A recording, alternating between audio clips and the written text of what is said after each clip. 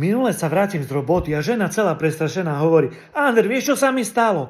Nejaký cudzí chlop mi zaklopal na dvere, otvorím dvere a on sa ma pýta: Páni, máte vagínu? Celá prestrašená, strepla som s dverami. To čo za uchyláka? Na druhý deň toto isté. Žena vystrašená, ja prídem domov. Žena hovorí: Ander, zasa tu bol. Búcha na dvere, ja otvorím dvere a on sa ma pýta: Páni, máte vagínu? Tak som sa zasa zliekla, zatvorila som dvere. To čo za to tých uchylákov dneska všade? Ander, musíš zostať doma. Ja sa bojím, že príde zasa zajtra. Tak som zostal doma. Na ďalší deň zasa takto klope na dvere. Hovorím: počúvaj, žena, teraz keď tam bude on, opýta sa ťa, či máš vagínu, povieš, že máš. Ja sa tu skriem a uvidíme, čo sa stane. No, žena otvorí dvere a zasa ten chlap a pýta sa: Páni, máte vagínu? Hej, mám vagínu, čo je vám do toho?